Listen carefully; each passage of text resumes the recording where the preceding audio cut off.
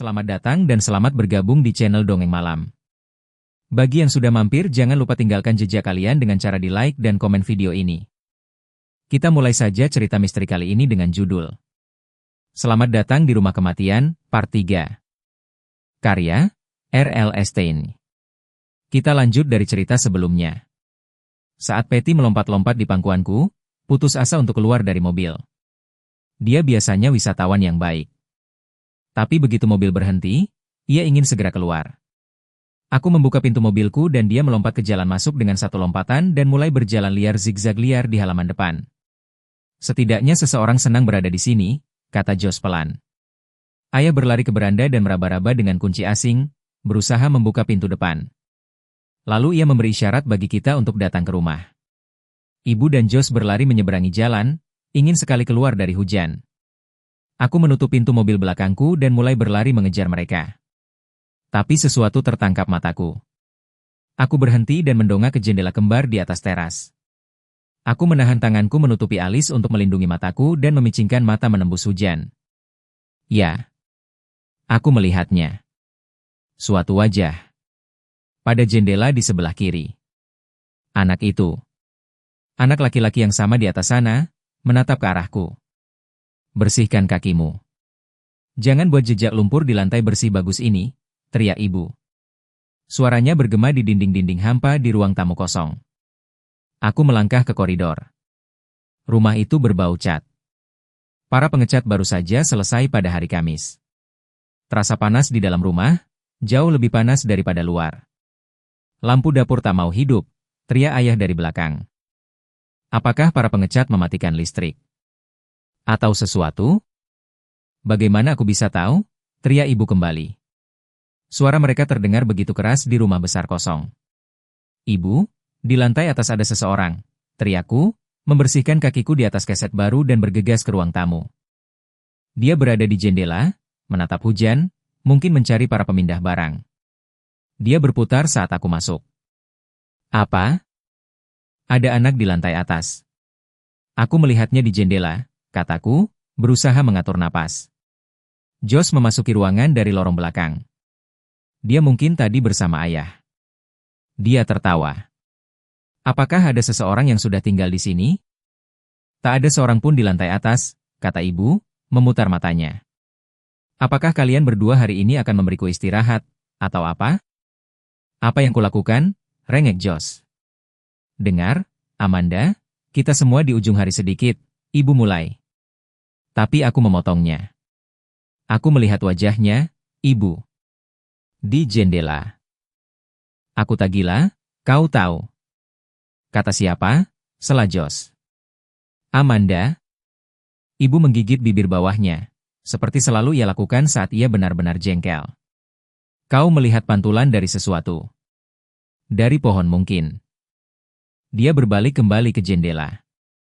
Hujan turun berlapis-lapis sekarang, angin bergerak ribut di jendela besar bergambar.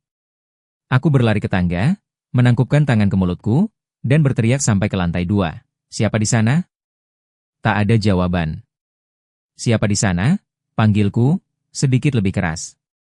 Ibu menutupi telinganya dengan tangannya. Amanda, tolong. Josh menghilang melalui ruang makan. Dia akhirnya menjelajahi rumah. Ada seseorang di atas sana, aku bersikeras dan menuruti hatiku, aku mulai menaiki tangga kayu, sepatuku berbunyi keras di tangga kosong. Amanda, aku mendengar panggilan ibu setelah itu. Tapi aku terlalu marah untuk berhenti. Mengapa dia tak percaya padaku? Mengapa ia harus mengatakan itu adalah pantulan dari pohon yang kulihat di sana? Aku penasaran. Aku harus tahu siapa yang ada di lantai atas. Aku harus membuktikan ibu salah. Aku harus menunjukkan padanya aku tak melihat satu pantulan yang bodoh. Kukira aku pun bisa sangat keras kepala, juga. Mungkin ciri khas keluarga. Tangga berdecit dan berderit di bawah saat aku naik. Aku tak merasa takut betul sampai aku mencapai lantai 2. Lalu aku tiba-tiba punya perasaan berat di perutku. Aku berhenti, terengah-engah, bersandar di pegangan tangga. Siapa yang bisa begitu? Perampok? Satu anak tetangga yang membosankan melanggar ke sebuah rumah kosong untuk satu kesenangan? Mungkin aku seharusnya tak di sini sendirian, aku menyadarinya. Mungkin anak laki-laki di jendela itu berbahaya. Ada orang di sini? Panggilku, suaraku tiba-tiba gemetar dan lemah. Masih bersandar pegangan tangga, aku mendengarkan. Dan aku bisa mendengar langkah kaki berlari di lorong. Tidak. Bukan langkah kaki. Hujan. Itulah apa itu? Derai hujan di atap papan sirap. Untuk beberapa alasan, suara itu membuatku merasa sedikit lebih tenang. Aku melepaskan pegangan tangga dan melangkah ke lorong panjang dan sempit. Saat itu gelap di sini, kecuali cahaya abu-abu persegi panjang dari sebuah jendela kecil di ujung lain. Aku berjalan beberapa langkah, papan lantai kayu tua berderit ribut di bawahku. Ada orang di sini? Sekali lagi tak ada jawaban. Aku melangkah ke pintu pertama di sebelah kiriku. Pintu itu tertutup. Bau cat baru mencekik. Ada tombol lampu di dinding dekat pintu. Mungkin itu untuk lampu di koridor, pikirku. Aku menghidupkannya. Tapi tak ada yang terjadi. Ada orang di sini? Tanganku gemetar saat aku meraih gagang pintu. Rasanya hangat di tanganku. Dan lembab. Aku berbalik dan mengambil napas dalam-dalam, mendorong pintu. Aku mengintip ke dalam ruangan. Cahaya abu-abu disaring melalui jendela. Satu kilatan petir membuatku melompat mundur. Guntur yang diikuti suara gemuruh jauh memudar. Perlahan-lahan, hati-hati, aku melangkah ke dalam ruangan. Lalu, satu lagi. Tak ada tanda-tanda siapapun. Ini adalah kamar tidur tamu. Atau bisa juga kamar Josh jika dia memutuskan dia menyukainya. Kilatan petir lainnya. Langit tampak gelap. Gelap gulita di luar sana meskipun setelah makan siang. Aku mundur ke lorong. Ruang menurun berikutnya akan jadi milikku. Ruang itu juga memiliki jendela yang menonjol keluar untuk melihat ke bawah halaman depan. Apakah anak yang kulihat itu menatap dari kamarku? Aku mengendap-endap menyusuri koridor, membiarkan tanganku bergerak sepanjang dinding untuk beberapa alasan, dan berhenti di luar pintu kamarku, yang juga tertutup.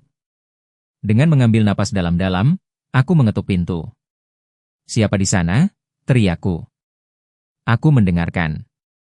Hening. Kemudian satu sambaran halilintar, lebih dekat dari yang terakhir. Aku membeku seolah-olah aku lumpuh, menahan napas. Sangat panas di sini, panas dan lembab.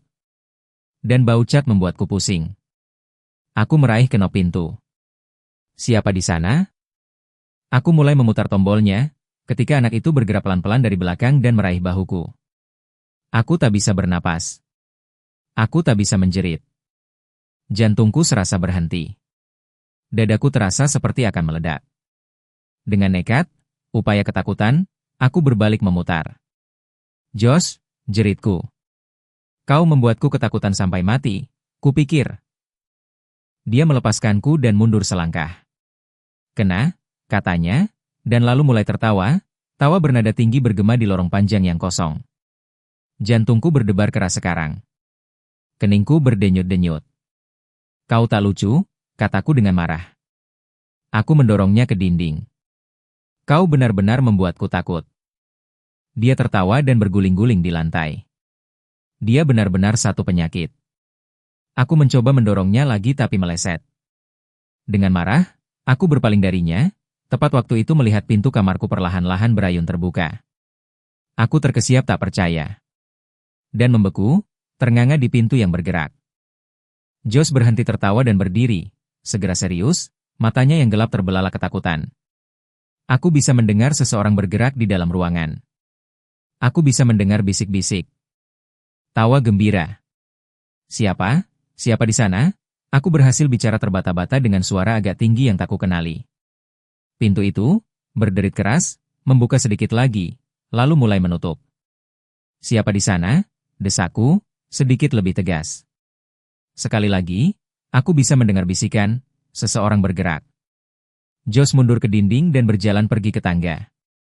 Dia memiliki ekspresi wajah yang belum pernah kulihat sebelumnya, ketakutan. Pintu itu, berderit seperti pintu di film rumah hantu, tertutup sedikit lagi. Josh hampir sampai ke tangga. Dia menatapku, tangannya menunjuk dengan keras padaku agar mengikutinya. Tapi sebaliknya, aku melangkah maju, meraih kenop pintu, dan membuka pintu dengan keras. Ini tak melawan. Aku melepaskan pegangan pintu dan berdiri menghalangi pintu. Siapa di sana? Ruangan itu kosong. Guntur berdentam. Aku butuh beberapa detik untuk menyadari apa yang membuat pintu bergerak. Jendela pada dinding seberang telah dibiarkan terbuka beberapa inci. Hembusan angin melalui jendela yang terbuka pasti telah membuka dan menutup pintu. Kuduga itu juga menjelaskan suara-suara lain yang kudengar di dalam ruangan, suara yang kupikir bisik-bisik. Siapa yang membiarkan jendela terbuka? Mungkin para pengecat. Aku menarik napas dalam-dalam dan membiarkannya keluar perlahan-lahan, menunggu debaran jantungku untuk menurun normal. Merasa sedikit bodoh, aku berjalan cepat ke jendela dan mendorong menutupnya. Amanda, apakah kau baik-baik saja? Josh berbisik dari lorong. Aku mulai menjawabnya. Tapi kemudian aku punya ide yang lebih baik. Dia tadi menakutiku setengah mati beberapa menit sebelumnya. Mengapa tak memberinya sedikit ketakutan? Dia pantas mendapatkannya. Jadi aku tak menjawab. Aku bisa mendengarnya mengambil beberapa langkah ketakutan mendekat ke kamarku. Amanda, kau baik-baik saja? Aku berjingkat-jingkat ke lemariku, menarik pintu membuka sepertiga jalan. Lalu aku berbaring datar di lantai, di punggungku, dengan kepala dan bahu tersembunyi di dalam lemari dan sisanya keluar di dalam ruangan. Amanda? Josh terdengar sangat ketakutan. Oh, erangku keras. Aku tahu saat dia melihatku tergeletak di lantai seperti ini, dia benar-benar akan panik. Amanda, apa yang terjadi? Dia berada di ambang pintu sekarang. Dia sekarang melihatku beberapa detik, berbaring di ruangan gelap, kepalaku tersembunyi dari pandangan, petir berkelap-kelip mengesankan dan guntur bergemuruh di luar jendela lama. Aku menarik napas dalam-dalam dan menahannya agar tak tertawa cekikikan. Amanda, bisiknya. Dan lalu ia pasti telah melihatku, karena dia berkata keras. Hah? Dan aku mendengarnya terengah-engah. Dan lalu dia berteriak sekuat-kuatnya. Aku mendengarnya berlari menyusuri lorong tetangga, menjerit-jerit. Ibu. Ayah. Dan aku mendengar sepatunya bersuara keras menuruni tangga kayu, dengan jeritannya dan memanggil-manggil di sepanjang jalan ke bawah. Aku tertawa sendiri. Lalu, sebelum aku bisa menarik diriku, aku merasa satu lidah kasar hangat menjilati wajahku. Patty. Dia menjilati pipiku, menjilati kelopak mataku, menjilatiku dengan panik, seolah-olah ia sedang mencoba untuk menghidupkanku kembali, atau seolah-olah membiarkanku tahu bahwa semuanya baik-baik saja. Oh, Patty. Patty, teriakku, tertawa dan melilitkan lenganku pada anjing manis itu. Hentikan. Kau membuatku lengket semua. Tapi dia tak akan berhenti. Dia terus menjilati dengan keras. Anjing malang itu gugup juga, pikirku. Ayolah, Patty, sudahlah, kataku padanya, memegang wajahnya terengah-engah pergi dengan kedua tanganku. Tak ada yang perlu dikhawatirkan. Tempat baru ini akan menjadi menyenangkan. Kau akan melihat. Malam itu, aku tersenyum sendiri sambil menepuk-nepuk bantalku dan meluncur ke tempat tidur. Aku sedang berpikir tentang bagaimana takutnya Josh setelah sore itu, betapa kelihatan takutnya dia bahkan setelah aku datang berjingkrak menuruni tangga, baik-baik saja. Betapa marahnya dia bahwa aku menipunya. Tentu saja, ibu dan ayah tak menganggap hal itu lucu. Mereka berdua gugup dan kesal karena van pengangkut barang pindah baru saja tiba, terlambat 1 jam. Mereka memaksa Josh dan aku untuk membuat gencatan senjata. Tak ada lagi menakut-nakuti satu sama lain.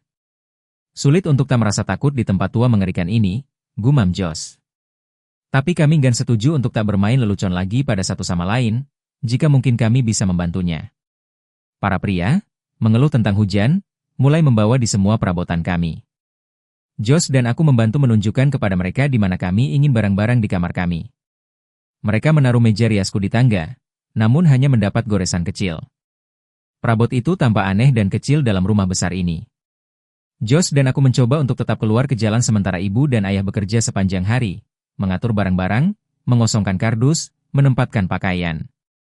Ibu bahkan dapat menempatkan gantungan gorden di kamarku. Hari yang melelahkan. Sekarang, sesaat setelah jam 10, mencoba tidur untuk pertama kalinya di kamar baruku, aku berputar ke pinggangku, kemudian ke punggungku.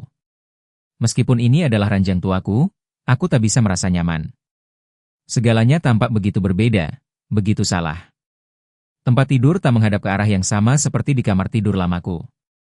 Dinding-dindingnya yang kosong. Aku tak punya waktu untuk menggantungkan beberapa posterku. Ruangan itu tampak begitu luas dan kosong. Bayang-bayang tampak jauh lebih gelap. Punggungku mulai terasa gatal, dan lalu aku tiba-tiba merasa gatal di seluruh tubuhku. Tempat tidur penuh dengan serangga. Kupikir, duduk. Tapi tentu saja itu konyol. Itu adalah tempat tidur tuaku yang sama dengan sprei bersih. Aku coba sekarang, membenamkan wajahku di bantal, membayangkan angka-angka bergulir lewat. 4, 6, 8. Aku menguap keras-keras, masih terjaga di 22. Aku akan terjaga selamanya, pikirku. Aku tak akan pernah bisa tidur di kamar baru. Tapi kemudian aku tertidur tanpa menyadarinya. Aku tak tahu berapa lama aku tidur. 1 atau 2 jam paling banyak.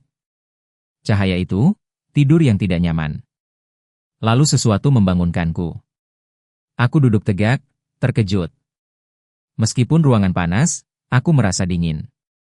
Melihat ke ujung tempat tidur, kulihat bahwa aku telah menendang sprei dan selimut yang teran. Sambil mengerang, aku mengulurkan tangan untuk mengambilnya, tapi lalu membeku. Aku mendengar bisikan. Seseorang berbisik di seberang ruangan. Siapa? Siapa di sana?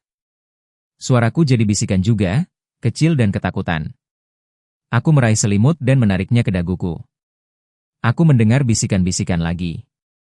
Ruangan itu jadi fokus mataku yang membiasakan diri dengan cahaya redup. Gorden-gorden itu. Yang panjang, gorden tipis dari kamar lamaku yang ibuku gantung siang itu sedang berkibar di jendela. Jadi, itu menjelaskan bisikan-bisikan tadi. Gorden-gorden menggelembung itu pasti membuatku bangun. Sebuah cahaya lembut abu-abu tersebar dari luar. Bayang-bayang gorden berwarna bergerak ke kaki tempat tidurku. Sambil menguap, aku berbaring dan keluar dari tempat tidur. Aku merasa dingin saat aku berjalan pelan melintasi lantai kayu untuk menutup jendela. Ketika aku mendekat, gorden berhenti menggembung dan mengembang kembali ke tempatnya. Aku mendorongnya ke samping dan mengulurkan tangan untuk menutup jendela. Oh! Aku menjerit pelan ketika aku menyadari bahwa jendela itu tertutup. Tapi bagaimana gorden berkibar seperti itu dengan jendela tertutup? Aku berdiri di sana untuk sementara waktu, menatap malam yang abu-abu. Tak banyak angin. Jendela tampak cukup kedap udara. Apakah aku membayangkan gorden-gorden menggelembung? Apakah mataku menipuku? Sambil menguap, aku bergegas kembali melalui bayangan-bayangan aneh ke tempat tidurku dan menarik selimut setinggi-tingginya. Amanda, berhenti menakut-nakuti diri sendiri, omelku. Ketika aku tertidur kembali beberapa menit kemudian, aku mimpi buruk, mimpi paling mengerikan. Aku bermimpi bahwa kami semua mati. Ibu, ayah, Josh, dan aku. Pada awalnya, aku melihat kami duduk di sekitar meja makan di ruang makan baru. Ruangan itu sangat terang, begitu terang aku tak dapat melihat wajah-wajah kami dengan baik. Mereka benar-benar kabur, putih terang. Tapi, lalu, perlahan-lahan, semua jadi terfokus, dan aku bisa melihat bahwa di balik rambut kita, kami tak punya wajah. Kulit kami tak ada, dan hanya tengkorak abu-abu hijau kami yang tersisa. Potongan-potongan daging menempel tulang pipiku. Hanya ada rongga dalam hitam di mana ada mataku. Kami berempat, semua mati, duduk makan dalam diam. Piring-piring makan kami, kulihat, diisi dengan tulang-tulang kecil. Sebuah piring besar di tengah meja penuh tumpukan tinggi tulang abu-abu hijau, tampaknya tulang manusia. Dan lampu, dalam mimpi ini, makan menjijikan kami terganggu oleh ketukan keras di pintu. Satu gedoran keras semakin keras dan keras. Itu Kathy, temanku dari belakang rumah. Aku bisa melihatnya di pintu depan kami, menggedor dengan kedua tangannya. Aku ingin pergi membuka pintu. Aku ingin lari dari ruang makan dan membuka pintu dan menyapa Kathy. Aku ingin berbicara dengan Kathy. Aku ingin menceritakan apa yang terjadi padaku, untuk menjelaskan bahwa aku sudah mati dan bahwa wajahku telah tak ada. Aku ingin tahu kesulitan Kathy. Tapi aku tak bisa bangun dari meja. Aku mencoba dan mencoba, tapi aku tak bisa bangun. Gedoran pintu semakin keras dan keras, sampai memekakan telinga. Tapi aku hanya duduk di sana dengan keluargaku yang mengerikan, mengambil tulang dari piring makan malamku dan memakannya. Aku terbangun dengan kaget, kengerian dari mimpi itu masih bersamaku. Aku masih bisa mendengar dentuman di telingaku. Aku menggeleng, mencoba mengusir pergi mimpi itu. Hari sudah pagi. Aku bisa tahu dari langit biru di luar jendela. Oh, tidak. Gorden-gorden itu. Mereka menggelembung lagi, berkibar berisik seolah-olah bertiup ke dalam ruangan. Aku duduk dan menatap. Jendela masih tertutup. Aku akan melihat di jendela. Harusnya ada aliran udara atau kebocoran atau sesuatu, kata ayah saat sarapan. Dia memasukkan sesuap lain telur orak-arik dan ham. Tapi, yah, itu sangat aneh. Aku bersikeras, masih merasa takut. Gorden-gorden itu bertiup seperti gila, dan jendela itu tertutup. Mungkin ada kaca jendela yang hilang, saran ayah. Amanda menyedihkan, ujar Josh. Ide leluconnya benar-benar lucu. Jangan mulai dengan kakakmu, kata ibu, meletakkan piringnya di atas meja dan menjatuhkan diri ke kursinya. Dia tampak lelah. Rambutnya yang hitam, yang biasanya ditarik mundur secara hati-hati, acak-acakan. Dia menarik-narik ikat pinggang jubah mandinya. Wah, aku tak berpikir aku tidur 2 jam semalam. Aku juga, kataku, mendesah. Aku terus berpikir bahwa anak itu yang mungkin akan muncul di kamarku lagi. Amanda, kau harus benar-benar harus menghentikan ini, kata ibu tajam. Anak laki-laki di kamarmu. Gorden-gorden bertiup. Kau harus menyadari bahwa kau gugup. Dan imajinasimu bekerja lembur. Tapi, Bu, aku mulai. Mungkin satu hantu berada di balik gorden, kata Josh, menggoda. Dia mengangkat tangannya dan membuat tingkah hantu, Bu. Meratap. Wah. Ibu meletakkan tangan di bahu Josh. Ingat apa yang kau janjikan tentang menakut-nakuti satu sama lain? Di mana Patty? Tanyaku. Keluar ke belakang, jawab ibu, menelan sebutir telur. Dia bangun pagi juga. Kurasa tak bisa tidur. Jadi kubiarkan dia keluar. Apa yang kita lakukan hari ini? Josh bertanya. Dia selalu ingin tahu rencana untuk hari itu. Setiap rincian. Pokoknya hingga dia bisa berdebat tentang hal itu. Ayahmu dan aku masih punya banyak barang yang harus dibuka, kata ibu sambil melirik ke lorong belakang, yang penuh dengan karton belum dibuka. Kalian berdua dapat menjelajahi lingkungan. Lihat apa yang dapat kalian temukan. Lihat apakah ada anak-anak lain seusia kalian di sekitar sini. Dengan kata lain, kau ingin kami tersesat? Kataku. Ibu dan ayah tertawa. Kau sangat cerdas, Amanda. Tapi aku ingin membantu membuka barang-barangku, rengek Josh. Aku tahu dia akan berdebat dengan rencana, seperti biasa. Pergilah berpakaian dan berjalan-jalan yang lama, kata ayah. Bawa Patty bersama kalian, oke. Dan ambil tali untuknya. Aku tinggalkan satu di tangga depan. Bagaimana dengan sepeda kami? Mengapa kami tak bisa naik sepeda? Josh bertanya. Mereka terbenam di belakang garasi, kata ayah. Kau tak akan pernah bisa mendapatkannya. Selain itu, banmu kempes. Jika aku tak bisa naik sepeda, aku tak akan keluar, desak Josh, menyilangkan lengan di depan dadanya. Ibu dan ayah harus berdebat dengannya. Kemudian mengancamnya. Akhirnya, ia setuju untuk pergi untuk berjalan kaki singkat. Terima kasih untuk yang sudah mengikuti cerita sampai akhir. Akan kita lanjutkan cerita novel Goosebumps dengan judul Selamat Datang di Rumah Kematian, part 4 di video berikutnya. Dan jika kalian suka dengan cerita-cerita seperti ini, silahkan di-share video ini agar channel ini bisa lebih berkembang lagi.